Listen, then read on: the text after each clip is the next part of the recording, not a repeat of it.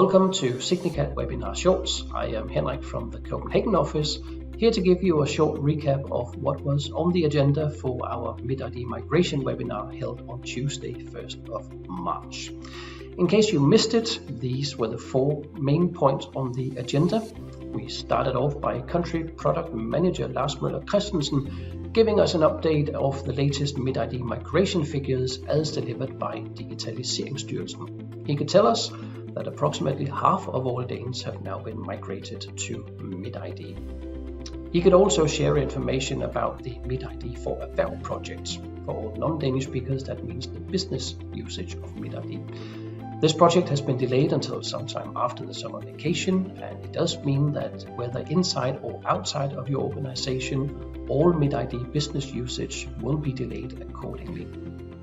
Finally, he could inform us that the upcoming April release introduces a session transfer add-on feature.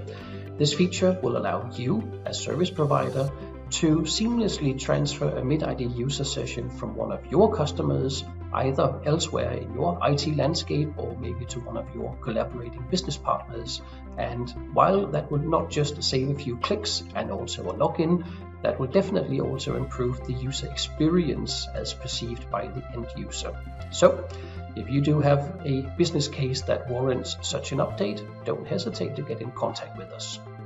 Finally, the last point on the agenda was an update from our onboarding and customer success manager, Helge Lund Kolstad. He gave us insight into some of the most frequent questions that we encounter when we onboard you onto our MitID services.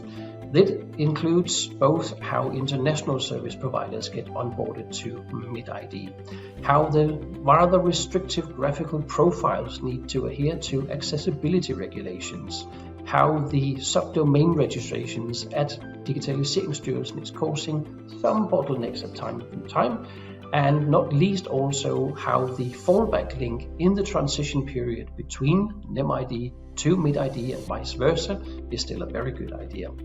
The last but not least was an insight into how the MitID PID can become a MitID UUID, something that at least we deem valuable for virtually every service provider who has customers in Denmark. So if you do believe that you missed out on our webinar, don't hesitate to check out the bottom of the screen here for the address where you can find the webinar and watch it in full. And if you do have any questions, don't hesitate to get in contact with us. Thank you for watching. Hope to see you again.